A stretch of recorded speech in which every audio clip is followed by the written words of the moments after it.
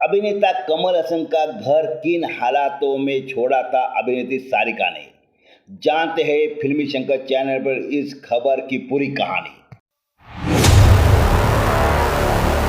अभिनेत्री सारिका ने अपने फिल्मी करियर की शुरुआत 7 साल की छोटी उम्र में की थी।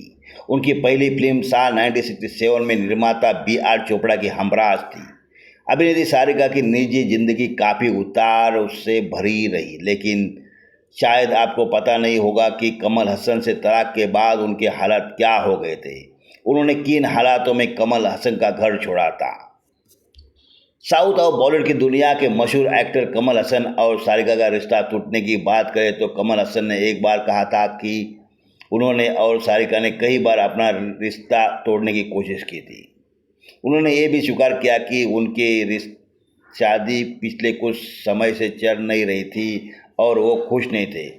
उन्होंने ये भी कहा था कि ये देखभाल से परे चला गया और मैं खुश रहना चाहता था।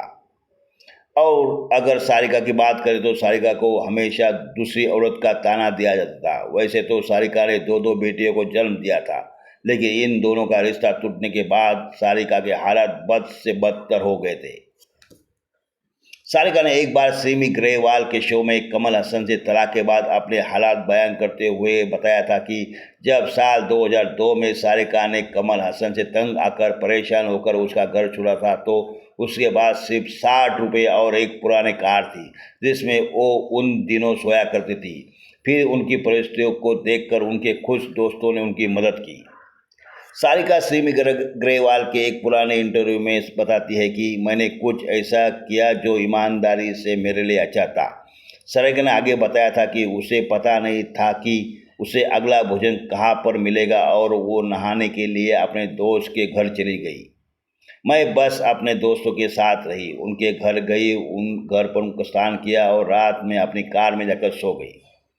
अगर मीडिया की बात माने तो जब साल 2005 में उनका तलाक फाइनल हुआ था तो सारिका को बतौर मेंटेनेंस 80,000 रुपये प्रति महीना मिलना तय हुआ था। दोनों बेटियों ने अपने पिता के साथ रहने का फैसला किया, इसलिए बच्चों का मेंटेनेंस अमाउंट इसमें शामिल नहीं किया गया था। धन्यवाद।